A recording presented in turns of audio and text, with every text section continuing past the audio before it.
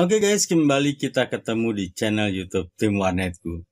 Kali ini kita bersama-sama akan belajar modal 1 juta bisnis jual beli komputer atau laptop bekas. Kita akan membahas bagaimana tips-tips sukses dan juga rintangan atau kendala di depannya. Ada banyak cara untuk bisa membuka usaha ketika Anda berkutat di bidang teknologi. Salah satu dari bisnis tersebut adalah dengan jual beli komputer atau laptop bekas. Pada intinya dalam bisnis ini Anda bisa menjual berbagai macam perangkat komputer yang pernah dipakai meski dengan nilai jual yang tak setinggi nilai barang yang baru. Ada keuntungan sendiri dalam bisnis ini yang perlu kita perhatikan. Kenapa komputer bekas? Hal ini karena banyak orang di Indonesia, komputer masih merupakan barang yang dianggap mewah. Bagi sebagian orang tersebut, harga baru dari perangkat-perangkat komputer terlalu mahal. Tingginya harga ini membuat mereka kesulitan dalam menemukan perangkat yang akan bisa dipakai. Namun dengan harga yang dimiliki komputer bekas, maka soal harga terlalu mahal bisa dihindari. Dengan semakin cepatnya perkembangan teknologi sekarang ini, orang-orang biasanya akan harus terburu-buru dalam mengikutinya. Sementara dengan Anda menjual barang-barang bekas, Anda cenderung lebih bebas. Ada banyak orang yang dengan cepat mengganti komponen-komponen komputernya dengan yang lebih baru dan menyingkirkan yang lama. Padahal, komponen komputer tersebut masih terhitung masih mampu menangani banyak proses. Kenapa komputer atau laptop second? Di zaman online seperti sekarang ini, harga spare part maupun satu set komputer atau laptop sangat transparan. Orang bisa dengan mudah melakukan pengecekan di marketplace. Nah, mampukah Anda bersaing dengan harga distributor yang juga bermain di eceran? Kalau di komputer bekas, harga agak sedikit gelap. Dengan PR, Anda bisa mendapatkan barang yang murah, sehingga bisa menjualnya dengan harga di bawah pasaran. Dalam video kali ini, saya akan membagikan menjadi 2 bagian. Bagian pertama, secara umum, tips dan kendala dalam jual beli komputer atau laptop bekas. Bagian kedua, pengalaman saya mulai dari awal dalam jual beli komputer, laptop bekas, juga kendala yang saya hadapi.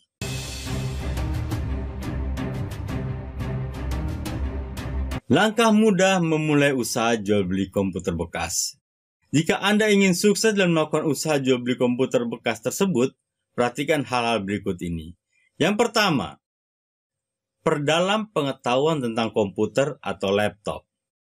Tentunya lucu dan aneh kalau Anda tak kenal dengan barang yang Anda jual. Makanya ketahui apa saja perangkat-perangkat di luar dan di dalam komputer. Aksesoris ekstra apa saja fungsinya dari tiap-tiap bagian. Harga pasaran, alternatif merek atau perangkat dan lain-lain. Anda paham harga hardware komputer atau laptop sehingga bisa menjualnya dengan harga bersaing dan tetap mendapatkan keuntungan. Anda bisa melakukan pengecekan harga pasaran di media sosial, Facebook, Instagram, dan yang lain sebagainya, maupun juga di marketplace. Supaya Anda tidak membeli dengan harga mahal dan menjual rugi. Anda juga harus paham dan bisa bongkar pasang komputer, tahu cara melakukan pengecekan hardware, mainboard, harddisk, dan lain-lain. Di video-video tutorial saya ada beberapa cara mengecek harddisk dan juga memori dan yang lainnya. Bisa install Windows dan aplikasi pendukung lainnya. Karena kalau tidak, keuntungan akan terlalu tipis, bahkan mungkin Anda akan menjadi nombok. Jadi tidak mungkin ketika komputer bekas yang Anda beli bermasalah, Anda harus menservis atau menginstal Windows di orang lain. Yang kedua, mengetahui sumber mencari barang yang bagus. Ini juga menjadi kunci sukses tidaknya jualan Anda tersebut. Yang pertama, Anda bisa mencari barang melalui media sosial, baik itu Facebook, Instagram, dan lain-lain. Atau Anda juga bisa melalui marketplace, Tokopedia, Shopee, dan lain-lain. Dan Anda bisa menawar dengan harga yang sudah Anda perhitungkan keuntungannya ketika nanti Anda menjualnya. Menawar sadis. Kalau saya tidak pernah, bro. Karena tahu bagaimana rasa kesal dan marahnya ketika ada orang menawar dengan harga yang sangat kebangetan. Waktu di awal saya berjual beli komputer, ketika ada orang menawar sadis, saya naik darah juga, saya panas juga, dan akhirnya ribut dengan orangnya. Ya udah, kalau Anda punya barang tersebut saya beli 10 biji deh. Padahal buat apaan gitu marah? Mungkin ketika kita marah di sana ketawa-ketawa saja. Yang kedua, Anda juga bisa memasang iklan menerima jual beli atau tukar tambah komputer atau laptop bekas.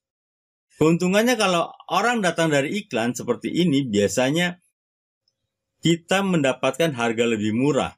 Karena biasanya mereka BU, butuh uang, atau tidak mengerti barang. Akan tetapi Anda juga jangan mengomel ketika ada orang datang menawarkan dengan harga sangat tinggi. Contohnya, pernah ada orang menawarkan ke saya Pentium 4 dengan harga 10 juta. Wow! Orangnya berargumen dulu dia beli seharga 15 juta. Ya, paling saya sarankan dia untuk melakukan pengecekan harga pasaran sambil tetap tersenyum. Yang ketiga, mendapat borongan komputer ex-warnet atau kantor. Borongan dalam jumlah banyak, saran saya Anda tetap melakukan pengecekan satu persatu. Memang ini makan dan buang-buang waktu, tapi Anda mendapatkan hasil yang maksimal. Dan membuat catatan tiap komputer yang sudah dicek. Misalnya komputer A, speknya ada kerusakan, misalnya hard disk. Lalu komputer B, speknya catatan tidak ada memori atau memori rusak dan sebagainya. Lalu Anda membuat kalkulasi perhitungan harga per item baru di total.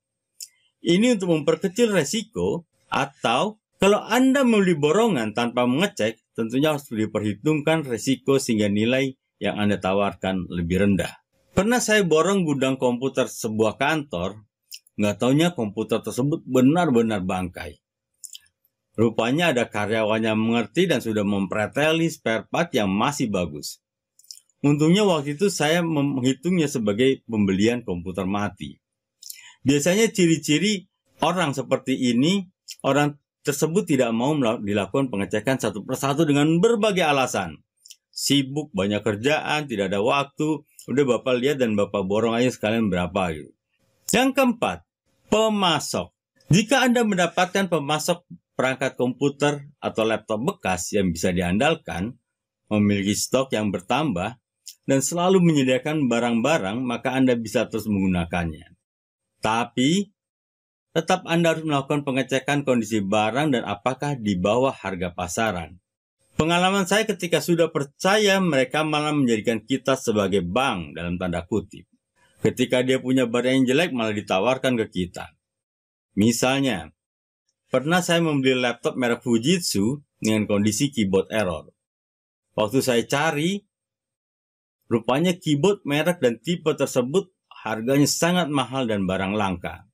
Bahkan lebih mahal dari harga laptop tersebut. Ada juga yang sudah sering menjual komputer bekas ke saya. Waktu dia datang, kebetulan saya sedang tidak ada di tempat, dan saya minta istri sebagai bendahara untuk menerima komputer tersebut dan membayarnya. Waktu saya cek, rupanya mainboard tersebut bermasalah. Saya komplain ke orangnya dan dia menjawab nanti akan diganti. Saat saya minta uangnya dikembalikan, dia bilang lagi ada kebutuhan dan uangnya sudah terpakai. Memang, akhirnya 1 bulan kemudian dia menukar mainboard tersebut. Rupanya dia ada kebutuhan mendesak lalu dia menjual komputer yang rusak dan menganggap saya sebagai bank. Yang penting dapat uang dulu. Tapi uang saya mandek dan rasa kesal selama 1 bulan. Diganti atau tidak nih? Yang ketiga, tahu cara promosi. Sekarang ini internet adalah tempat yang paling luar biasa karena luasnya jangkauan dan gratis. Anda yang berpikir untuk menjadi pengusaha sukses harus bisa melakukan yang pertama promosi dalam bentuk digital marketing. Via media sosial, marketplace, atau WhatsApp. Jadi digital marketing itu ya mudah-mudah gampang dan Anda harus bisa menguasai sehingga Anda bisa menjual barang-barang Anda. Yang kedua adalah dengan mulut ke mulut. Ini sebenarnya getok tular dalam bahasa Jawa, sebuah strategi marketing sejak zaman dulu dan efektif. Tapi juga kadang mulut itu mandek, orang tidak menceritakan sehingga kita memang harus memiliki strategi marketing yang lainnya. Atau Anda bisa ikut pameran atau bazar yang diadakan di sekitar tempat kita. Jika ini Anda merasakan perlu. Dalam kondisi normal biasanya ada bazar 17-an, bazar Ramadan, yang diorganisasi oleh RT atau RW setempat. Ini biasanya dilakukan kalau Anda sudah memiliki banyak komputer atau laptop yang akan dijual, dan sudah memiliki modal untuk membeli ketika pada saat bazar ada orang yang menawarkan komputernya untuk dijual.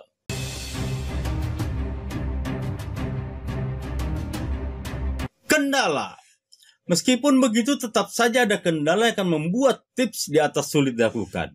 Contohnya, yang pertama, perangkat komputer bermasalah. Ternyata Anda mendapatkan perangkat yang memang sudah bermasalah lebih dahulu, dan tidak ada yang dapat memperbaikinya, baik secara fisik atau di bagian dalam. Walaupun Anda sudah melakukan pengecekan sedemikian rupa. Itu sebabnya ketika menawar, sebaiknya kita dengan harga yang masih diperhitungkan akan ada hardware yang rusak. Yang kedua, komplain dari pembeli.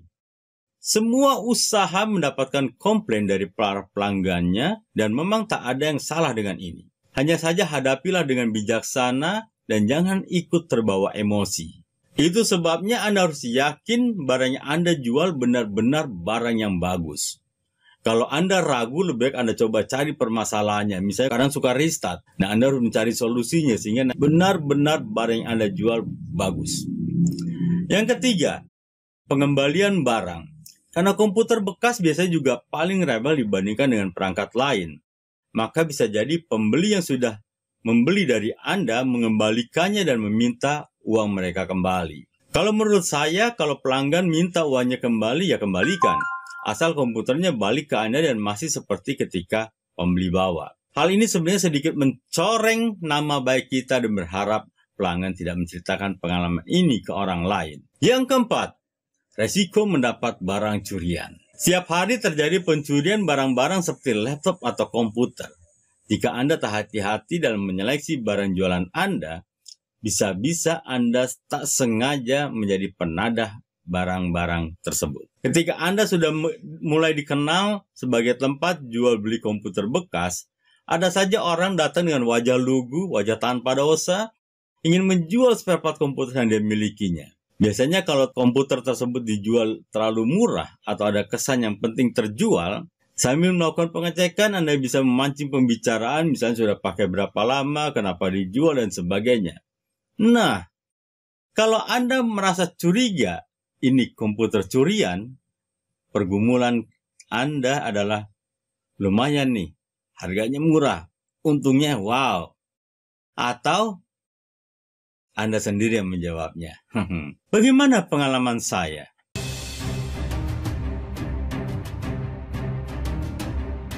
Terus terang dulu modal saya tidak banyak. Jadi beli satu, terjual, baru beli lagi, lama-kelamaan bisa beli 2-3 komputer dan seterusnya. Bahkan komputer yang saya pakai, bila ada orang yang tertarik, saya jual. Sampai istri saya komplain karena komputer yang dipakai untuk biro iklan sering terjual. Berikan layanan maksimal. Tips selanjutnya dalam jual beli komputer laptop second yang bisa Anda lakukan adalah dengan memberikan pelayanan yang maksimal. Mulai dari sabar dalam menanggapi berbagai pertanyaan konsumen, memberikan layanan tukar tambah, memberikan garansi, hingga memberikan promo dan diskon yang menarik. Berikan pelayanan sebaik mungkin sehingga konsumen yang membeli produk dari Anda nantinya bisa menjadi pelanggan tetap ke depannya. Nah, itu jadi beberapa tips menjalankan bisnis jual beli komputer atau laptop second yang bisa kita lakukan untuk mengembangkan bisnis Anda menjadi lebih besar lagi ke depannya. Jangan lupa untuk menganalisa bisnis yang Anda lakukan sehingga Anda bisa melakukan berbagai inovasi baru secara terus-menerus. Pertanyaan besarnya adalah apakah bisnis jual beli komputer atau laptop bekas ini masih bagus saat ini? Jawabannya iya. Karena sekarang apalagi situasi pandemi, komputer laptop sangat dibutuhkan semua lapisan masyarakat. Dan tidak semua orang mampu untuk membeli komputer baru. Bisnis ini cocok bila digandengkan dengan jasa servis komputer. Jika Anda lakukan dengan benar, maka bisnis jual beli komputer bekas ini bisa berjalan dengan cukup lancar tanpa Anda harus mengalami keempat rintangan yang ada sebelumnya. Lagi pula Anda harus membeli dengan harga yang lebih rendah dulu, dan baru menjualnya dengan harga yang sedikit lebih besar sehingga mendapatkan margin. Oke guys, semoga video ini bermanfaat dan jangan lupa klik like and subscribe. Salam sehat dan tetap semangat.